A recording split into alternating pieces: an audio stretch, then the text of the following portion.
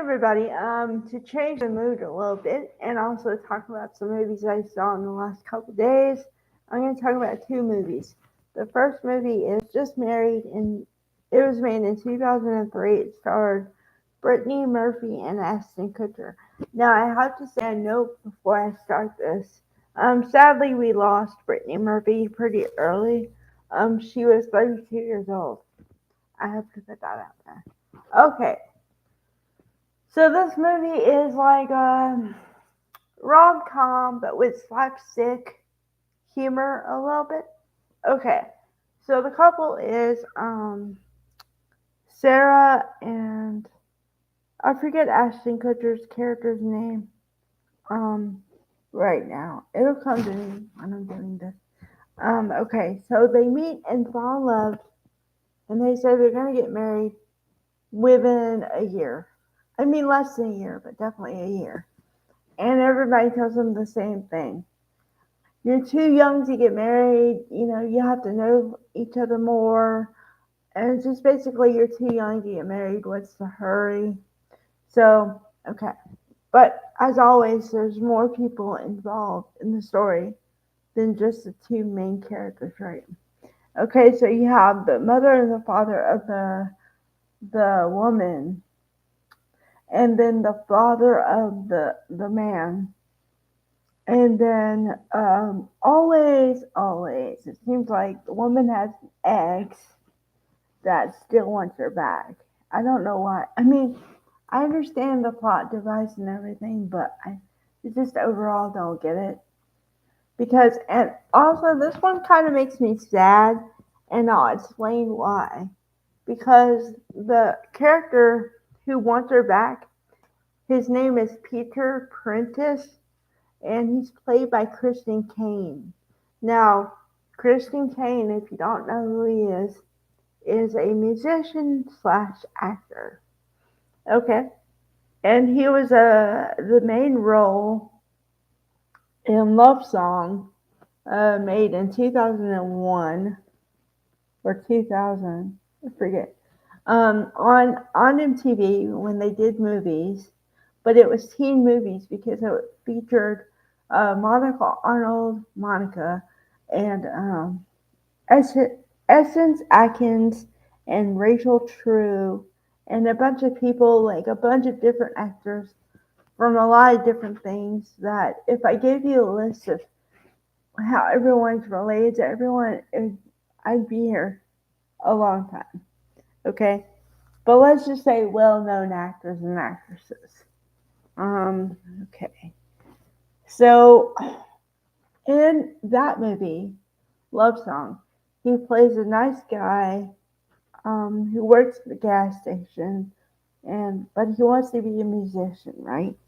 In this one, he plays kind of a spoiled brat who wants the girlfriend back, but he has this air about him that most people aren't good enough for him, and that he's a Mr. Know-it-all and a show-off and stuff.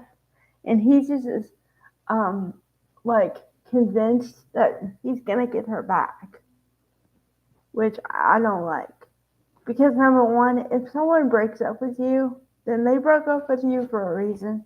Number two, now that you know the girl is married to someone else, that should cue to back away and just leave, you know. But of course, for the romantic comedy element, there has to be a bit of drama and a bit of push and pull, that whole thing.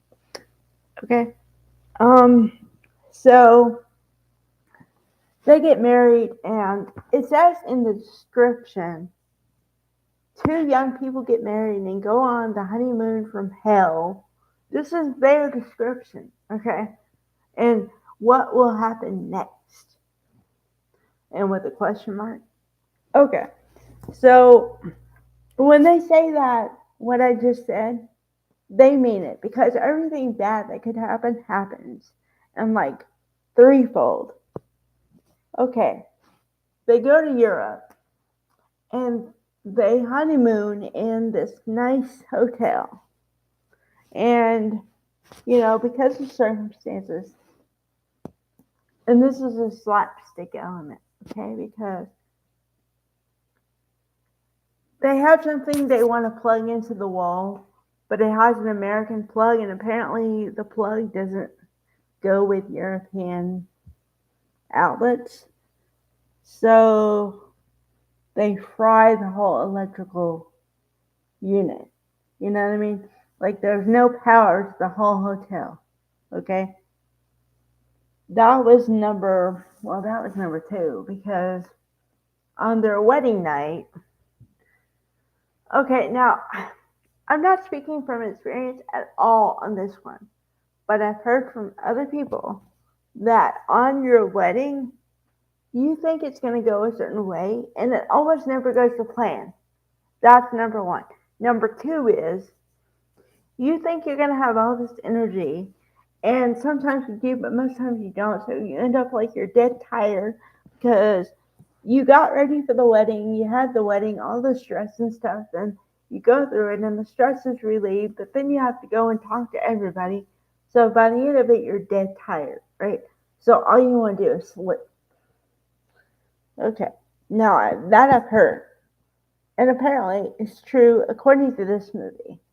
Because they get to the hotel room and she is disappointed a lot. Like very disappointed that, they're not gonna have the moment on their wedding night.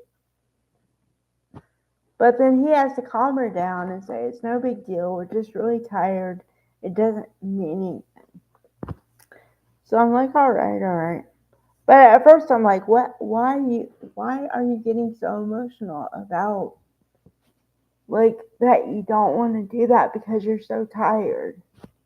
I just don't understand that. Okay. So he calms her down from that, and then they have the accident with the outlet, and then they have another incident, and um, their car gets like stuck or something, and so they need help. Well, to get someone's attention or try to, they see one car. So Ashton Kutcher gets the bright idea to throw a snowball on the car. Well, the driver of the car doesn't like it. So what does she do? She pushes their little car, like a compact European car, and apparently it's like I don't know, it's like a little bitty Jeep, but not a Jeep. Like imagine more compact and everything. Okay, so she rams the vehicle so hard it throws it off the side of the thing and totally destroys it.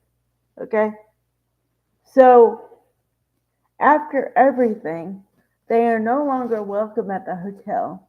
So then they have to find another hotel. She wants to go to another hotel that's a little pricey, but he says, honey, we can't afford it. So then they end up going to like this little like hole in the wall or but their friends recommended it because back when they went it was nice, but it's not nice anymore. And it's just like a big old like problem after problem after problem after problem. And they said when they got back on the plane that they've been on the honeymoon for a week, which is kind of traditional because most people take a week, some people take two, some people take longer. It depends on how much money and how much time off you have or whatever. I don't know. Like I said, not talking from experience here. But they come back after a week and they both said it feels like we've been married 50 years already. So then they both want out of the marriage. Well, I don't think she wants out of the marriage, but he definitely wants out of the marriage.